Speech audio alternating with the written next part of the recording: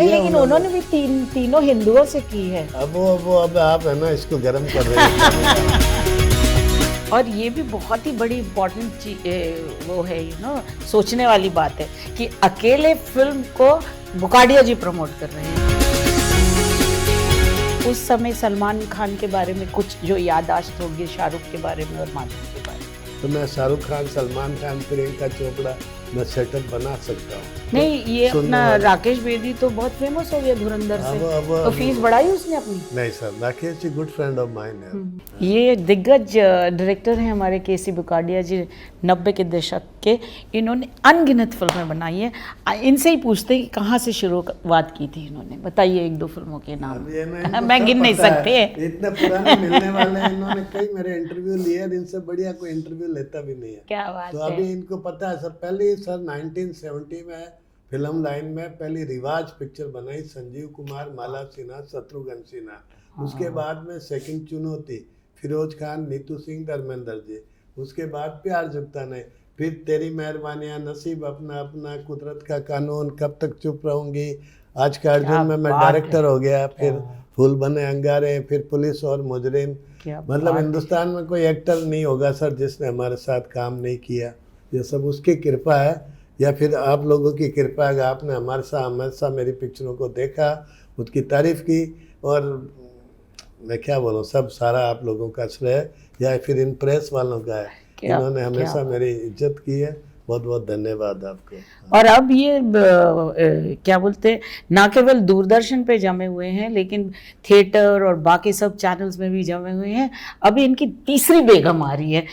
ये तीसरी बेगम टाइटल कैसे रख लिया आपने? मैं अभी आपको बताऊं, सबको लगता है कि केसी बुकाडिया और तीसरी बेगम का कॉम्बिनेशन कैसा है। कैसा है? यहाँ तो प्यार झुकता नहीं, तेरी मेहरबानियाँ, नसीब अपना अपना। हाँ। ये एक्चुअली एक फिल्म नहीं है सर, एक तजुर्बा है जो मैंने फिल्म के जरिए पब्लिक तक पहुँचाया।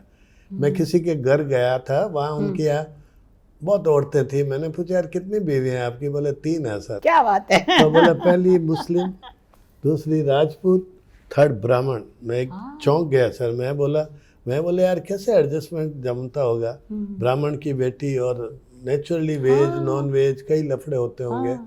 बोला सब सेटल्ड हो जाता है, 2-4 दिन जमेला रहता, फिर ठीक ठाक हो जाता है। क्या बात फिर उनको पता लग जाता है कि यहाँ से आने के बाद जाने का रास्ता नहीं है। मैं चुप हो गया सर। मैं बोला नहीं, दोस्त था जिसके घर गया था, वहाँ से। वो कौन से जात के थे? नहीं वो मुस्लिम ही थे, तो नेचुरली तो मुसलमान की बीवी है, उन्हीं की स्टोरी चल रही है, तीसरी बेगम। फिर सर मेरे दिमाग में जम गई और मैंने एक स्टोरी बना दी। और बनाने के बाद वो स्टोरी बनी, और बनने के बाद जब एक ब्राह्मण की लड़की से शुरू करते हैं, और वो लड़की जब वहाँ जाती है उसके घर में, वो देखती है ऑलरेडी ये तो शादीशुदा है। तो बोले यार तुम शादीशुदा हो? बोले हाँ। बोले तुम बताया नहीं? बोले तुम पूछा ही नहीं। तो बोले बताना तेरा फर्ज है ना। तो बोले अब क्या करना? बोले बच्चा क्या करने के लिए? तब वो उसने सर दूसरी जब मिलती है बीवी बीच वाली से, तो वो राजपूत की बेटी होती है। वो इसके फादर को जानती है। इसका फादर कॉलेज का प्रिंसिपल, पढ़ा लिखा फैमिली की लड़की, किस तरह से बातों में आई होगी और किस तरह से उस लड़के से शादी की होगी और किस तरह से ऐसी हरकत हुई होगी। तो वो बोलते कि मुझे नहीं रहना है यहाँ पे। बोले यहाँ से साहब रास्ता एक ही जाता है कब्रिस्तान तक। तो उसका ससुर बोलता है। और वो फिर अजीब सी फैमिली थी, और अजीब वहाँ जाके उसको हकीकत मालूम पड़ती है कि जितनी बातें जिस तरह से पहला फुसला के और जो कमिटमेंट किया वो कुछ भी नहीं है। इनके पास तो घर भी नहीं है अपना, और अपना किराया देने के भी पैसे नहीं है।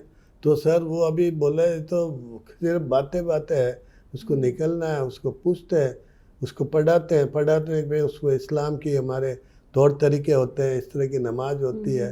तो बोलते हैं सर तुम्हारा नाम क्या? बोले पूजा। बोले नहीं तुम्हारा नाम नगमा है, नगमा खान। बोले नहीं बचपन से मेरा एक ही नाम है, पूजा दीक्षित। मेरा आधार कार्ड में भी यही नाम है। बोले भाड़ में गया तेरा आधार कार्ड।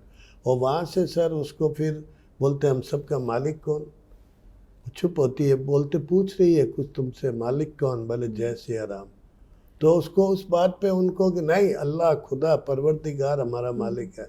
बोले बचपन से एक ही नाम सुना जय सिया राम का।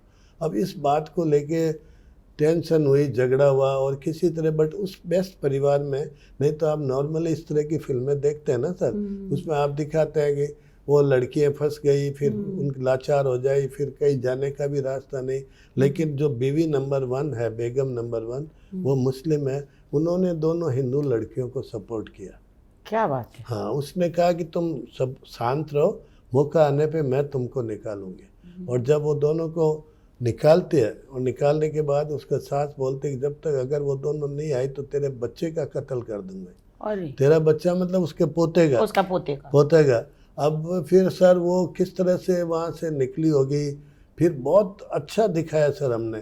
फिर वकील के पास लेके जाता है ना डाइवोर्स कराने, वो भी मुस्लिम लड़का ही होता है, उसका छोटा भाई, वो उसको लेके जाता है। और जाने के बाद में बोलता है कि सर तुमको, वो वकील बोलता है मैंने कोई तुम्हारा तलाक नहीं करवाना है, तुम जाके वहाँ मौलवी से मिलकर तलाक उधर कर लो, कोर्ट में लंबा चक्कर हो जाए। हाँ, तो बोलता नहीं मेरे को कोर्ट में ही कराना है, कोर्ट में कराना है। तो बोलता है यार देखो तुम एक बात बताओ, तुमको एक छोटा सा कोई कमीज, शर्ट, पतलून कुछ खरीदना हो तो गूगल पे चेक करती हो कौन सी कंपनी का लेऊं, कितने में लेऊं, कितने में। जब तुमको हस्बैंड लाना तो उस वक्त तुम्हारा गूगल बंद हो गया।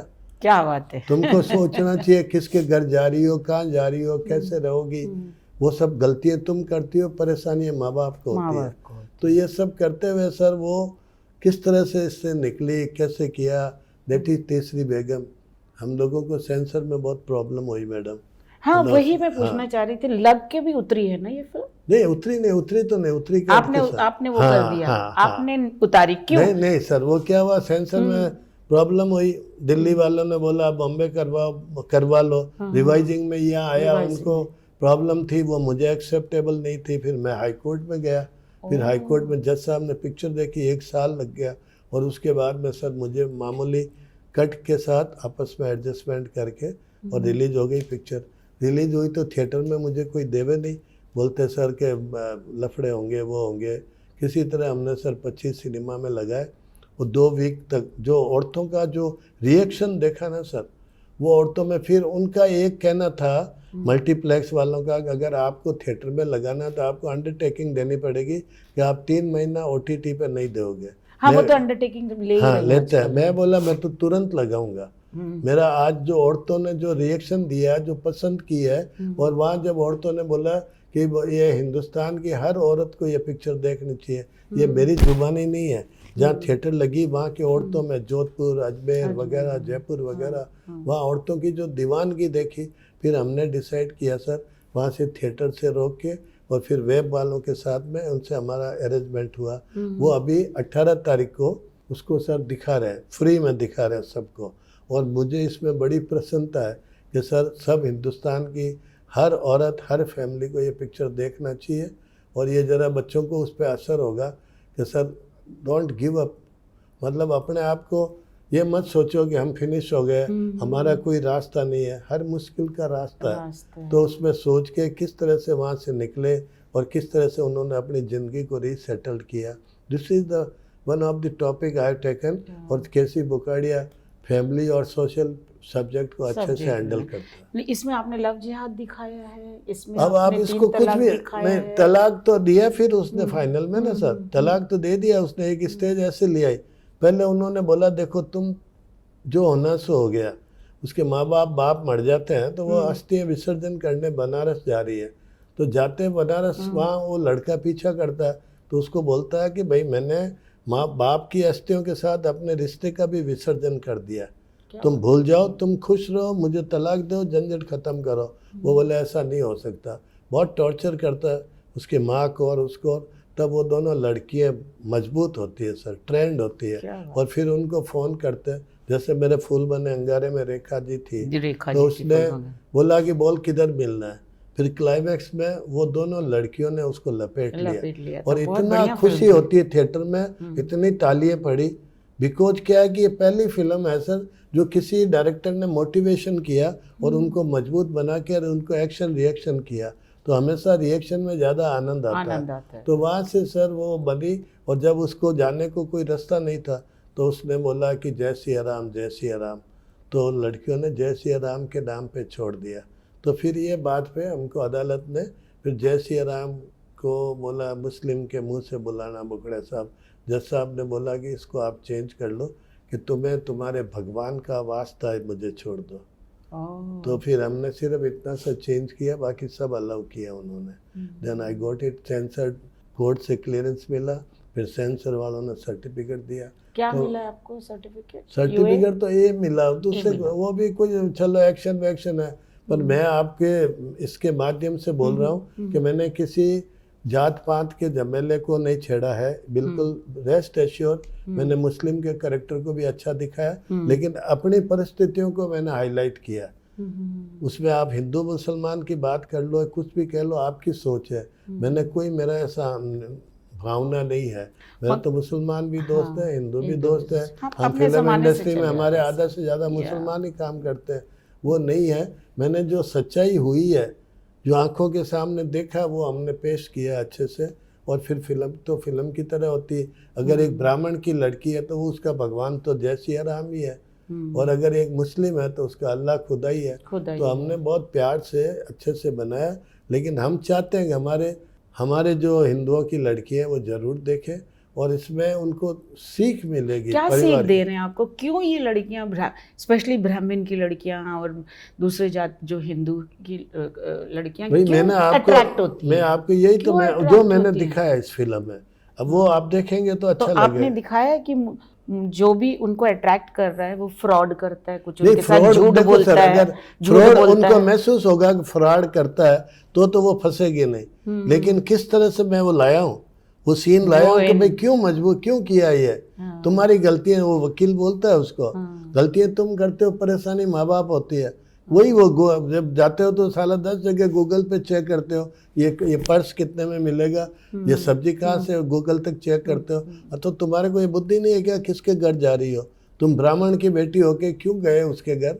तो जिसके घर में आपने ये देखा था वो आपका घनिष्ठ मित्र है? घनिष्ठ तो नहीं है, वन ऑफ द जानता हूँ। तो उनको पता है कि आप उनके ऊपर फिल्म बना रहे हो? नहीं, मुझे नहीं मालूम। मैंने उनको बोला, मैंने उस पे तो उनका किसी कभी नाम तो लिया नहीं मैंने। लेकिन अगर कंट्रोवर्सी हो जाए? कंट्रोवर्सी किस चीज की सर? मैंने देखो सर, मैंने कभी भी किसी का नाम नहीं लिया। स्टोरी तो कहीं से शुरू होती है। आप जाओगे एक सड़क पे, किसी गाड़ी का एक्सीडेंट हो गया और वो भाग गया, तो स्टोरी राइटर तो वहां से भी बना सकता है। लेकिन ये किस सिटी के लोग हैं? नहीं, सिटी तो फिर आप मुझे मरवा दोगे। सिटी तो मेरे गांव मेड़ता में हुआ होगा, मुंबई में हुआ होगा, उससे क्या फर्क पड़ा? भाई स्टोरी का एक क्लू मिला मेरे को। I never mean that. पर मैं ये भी समझती हूँ कि आप 70-80 से आप फिल्म इंडस्ट्री में काम कर रहे हैं, आप बहुत स्ट्रांग हैं। आपने ये फिल्म तो इतनी हवा में ये फिल्म हो जाती है, कंट्रोवर्सी को अगर आपने सपोर्टिंग लिया होता, पर आपने नहीं किया, आपने नहीं लिया, आपकी नीयत बहुत साफ है। तो आप क्या बताना चाहेंगे कि as a film maker it is not necessary that your film should get publicity, बोलते हैं ना, any publicity is good, कि your film should be successful at the cost of controversy. What do you want to say about this? Everybody knows my nature and my past track. सबको पता है कि भाई मैं हमेशा ये उलझनों में नहीं उलझता हूँ, किसी का हर्ट भी नहीं करता हूँ, रियल लाइफ में भी नहीं करता हूँ। मैं किसी नौकर को भी तू से नहीं बात किया मैंने, उसको कभी गिलास लाओ पानी, भाई साहब यार एक गिलास पानी पिलाओ ना। ये जो लाचारी है ना, ये दिखाती है कि मेरा कितना, मेरे मतलब नेचर में रेस्पेक्ट है, टू रेस्पेक्ट देने का। तो मैं किसी पर्टिकुलर कॉम या पर्टिकुलर उसका मेरा बिल्कुल बैक ऑफ माइंड नहीं है। हमारे अगर हिंदुओं में भी कोई गलती करता है तो वो उसके पे भी तो पिक्चरें बनती है ना। उस वक्त क्यों नहीं आप बोलते कंट्रोवर्सी? हिंदुओं में भी तो होते हैं ना, ब्राह्मण हो चाहे राजपूत हो चाहे जैन हो, उनके हाथों से भी गलतियां होती है। उनको पॉइंट को आप बड़े करते हैं, हमेशा दिखाते हैं मारवाड़ी ऐसे होते हैं, खून चूसते हैं। कभी किसी मारवाड़ी जैन किसी ने बोला नहीं ना आपको, तो आपको क्यों, तो आप जबरदस्ती इश्यू बना रहे हो। मतलब दोनों तरफ से ही बोलता हूँ, आप भी जो उधर सुनने वाला भी सुनाने वाला भी जबरदस्ती इश्यू बना रहे हो तो रहा है ना, हो तो रहा है। आपके यहाँ हो रहा है, आपके यहाँ कानून ऐसा इसलिए हो तो रहा। शादियाँ तो अभी भी 3 हुई है, तीसरी हुई है। आप समझे नहीं? किसकी हुई है? हाँ, जिसकी तो उस बारे में क्या कहना चाहते हैं? मैं कुछ भी नहीं बोल। तीसरी शादी हुई है और उनकी बीवियां भी हिंदू हैं। भाई आप नहीं जानो, मैं इस पर पढ़ना नहीं चाहता। आपने मुझे उकसाया सर। उनके सिस्टम में और उनके फ्रेमवर्क में सूट करता तो किया। लेकिन उन्होंने भी तीनों हिंदुओं से की है। अब अब आप है ना इसको गर्म कर रहे हैं। आपने मुझे नहीं, मैं उनका आप जो सोच रहे हैं उनके लिए नहीं बोल रहा, बट होता ही है ना, करते ही है ना लोग, करते हैं तो करते हैं भाई, उनकी सोच है, जिसके फ्रेमवर्क में जो फिट होता है, जिसकी जो ताकत है वो सब करते हैं। आपकी आप ही करो, आपके मजहब में नहीं लिखा, आपके समाज, आपकी सोसाइटी में गलत है तो गलत है। आप मेरे से पूछोगे तो मैं बोलूंगा बिल्कुल गलत है। ये शादी ब्याह, बीवी हस्बैंड सब ईश्वर के रिश्ते हैं बनाए हुए। आपको उसी में बहुत गहराई रखो उस रिश्ते में, ताकि आपको दूसरे तीसरे की जरूरत ही नहीं पड़े। मतलब और ये भी बहुत ही बड़ी इम्पोर्टेंट वो है, सोचने वाली बात है कि अकेले फिल्म को बुकाडिया जी प्रमोट कर रहे हैं, इनको कोई एक्टर की जरूरत नहीं है। ये अपने आप में ही इतने महानुभव हैं कि लोग इन्हीं को प्रमोट कर रहे हैं, क्योंकि इन्होंने अमिताभ, धर्मेंद्र सबके साथ काम किया है। क्या है, देखिए हम आपको अभी आप क्या कहना चाहेंगे अपना अस्तित्व के बारे में? आप क्या कहना चाहेंगे? बहुत बड़ी बात है सर। देखिए इत्तेफाक है सर, सब किसको किस मुकाम पे बिठाना तो ईश्वर के हाथ में है ना। आपके ना मेरे जो पहलवान कितनी पहलवानी करते हैं तो अब क्या बोलूं, बड़े से बड़े पहलवान की मौत कमजोर आदमी के हाथ से होती है। ये तो आपने भी सुना होगा, देखा भी होगा। जो कोई बड़े से बड़ा तुरम खान हो, उसको साला छोटा सा मच्छर काटेगा मर जाएगा। तो चीज तो सब उसके हाथ में है। तो मैं तो सर इस बात को कभी तवज्जो देता नहीं हूँ। अब रहा उन्होंने बोला कि हिमांशु जी ने बोला यार, उन्होंने बोला कि आपकी जर्नी पे इंटरव्यू करना है, अदरवाइज तो आपके बड़े स्टार कास्ट होते तो टूट पड़ते। अब जो ऐसा है, मैंने कहा मेरा तो भाई जो है, मैं तो एक पिक्चर बनाई हूँ और picture itself is big star cast. तो इत्तेफाक जो अभी कोई ऐसा मेरा नहीं था, मेरे हीरोइनों ने भी, हीरो ने, सब ने अच्छा काम किया, पूरे क्रू ने, तो सबकी मेहनत का फल है। बट पिक्चर बहुत अच्छी है, आप मेरी बात का भरोसा करो। मैं मतलब फेंकने वाला आदमी नहीं हम आपको जानते हैं कि आप अच्छा, आपने जो ये अमिताभ बच्चन साहब के साथ और सबके साथ काम किया है, उनके साथ आप दोबारा काम करना नहीं क्यों नहीं करेंगे आपने कोई अप्रोच किया? उन्होंने कोई स्क्रिप्ट लिखी हुई है आपने? नहीं सर, नहीं, देखिए किसके लिए लिखी हुई है, कौन से स्टार्स के लिए? नहीं, स्क्रिप्ट तो था ही नहीं। जब आज के अर्जुन में ही नहीं था तो स्क्रिप्ट के नेचर ही नहीं है। पर मुझे एक मालूम है कि मैं अगर शाहरुख खान साहब जाए, कई एक्टर ऐसे हैं जिनके पास मैं जाऊंगा तो मुझे मना नहीं करेंगे। लेकिन आप सुनिए कि मतलब अगर कोई किसी के यहाँ मांगने जाता है या किसी के यहाँ जाता है तो खुद फैसला करता है कि मैं वहाँ जा रहा हूँ, मेरा काम होगा कि नहीं होगा। तो मैं खुद जिस दिन ये फैसला मेरा दिल करेगा, मेरा ईश्वर मेरा दिमाग में देगा, 1 घंटे में लेके आऊँगा। जब मैं 24 घंटे में, मात्र 24 घंटे में शाहरुख खान, सलमान खान, माधुरी दीक्षित, ऐश्वर्या राय, हम तुम्हारे सनम का सेटअप बहुत अच्छी पिक्चर थी वो, बनाया।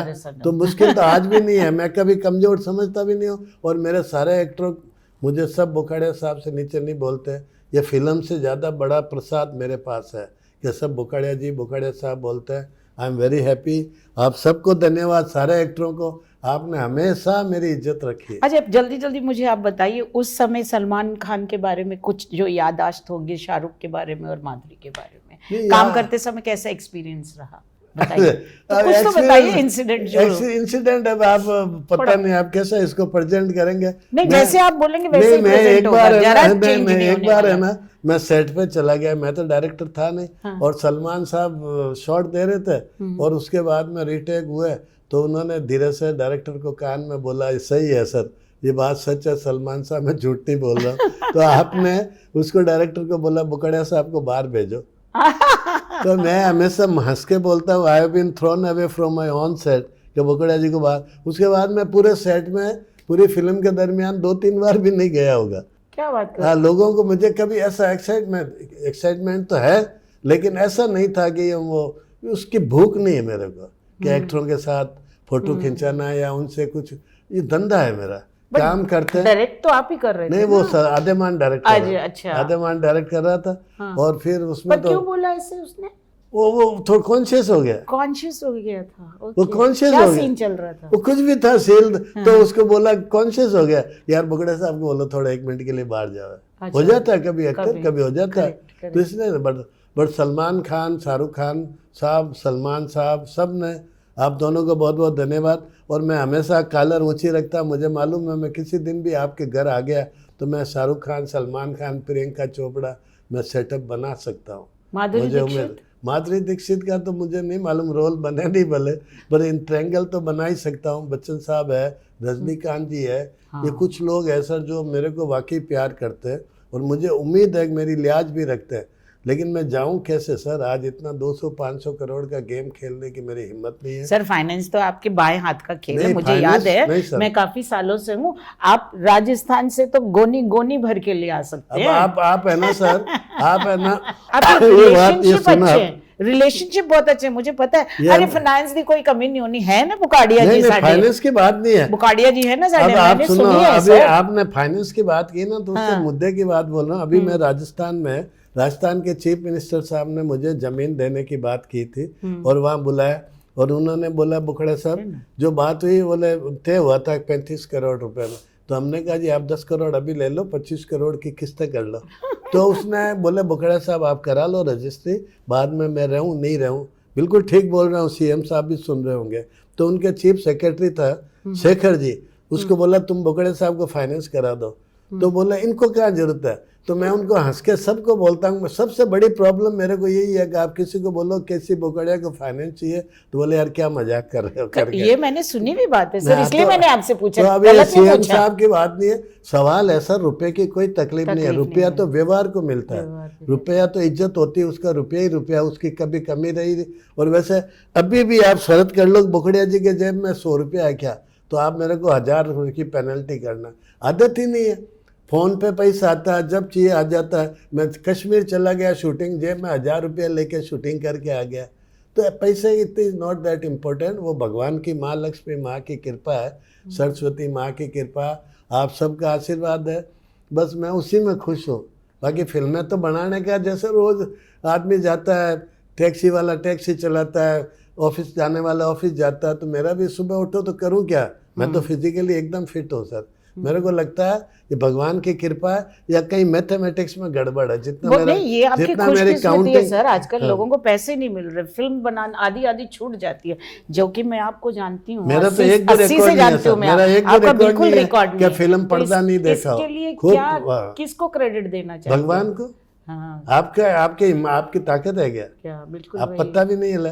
भगवान को सर, एंड आप अच्छे रहो। मैं एक सबको बोलता हूँ सर, आपका ईश्वर आपके अंदर बैठा है। मैं कभी रोज़ सुबह सीन लिखता हूँ 7 बजे से 9 बजे तक, तो उसमें कोई लाइन इतनी अच्छी निकल जाती है तो मैं नीचे देखता हूँ, मैं उसको धन्यवाद देता हूँ कि यार मैं तो इस काबिल ही नहीं हूँ। ये सब कुछ नहीं है आदमी सब सर। अब ज्यादा मैं नहीं बोलूंगा, अभी क्या है तो मैडम अभी तो आप दूरदर्शन में भी आपके काफी लाइन से सीरियल्स आने वाले हैं। आपका अच्छा ना सर, काम बहुत अच्छा अच्छी ना, बात है, उनको रिजल्ट अच्छा मिल रहा है ना हाँ, सर। लोगों के पास काम नहीं है बोलते हैं, काम नहीं है बोलते हैं, और फिल्म लाइन में पैसे नहीं है, आपके पास दोनों है। तो अभी कितने सारे सीरियल्स नहीं, एक संस्कार बहुत अच्छा आ रहा है जो मैं डायरेक्ट किया सर, और लोग मुझे बोले सीरियल डायरेक्ट कर रहे हो यार, इतनी पिक्चर डायरेक्ट करने के बाद, अमिताभ बच्चन, रजनीकांत।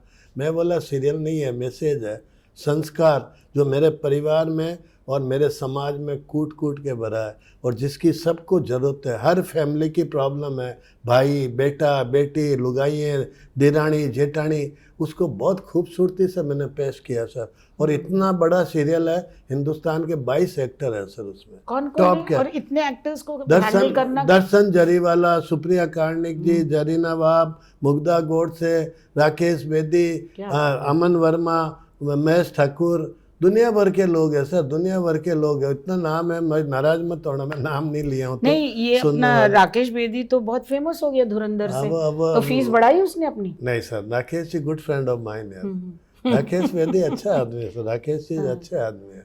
हमने नसीब अपना अपना की 2-3 पिक्चरें साथ किए, तो अच्छा है। ऐसा हिट तो होता ही रहता है ना सर, हिट कोई नई बात नहीं, हर एक की जिंदगी में आता है।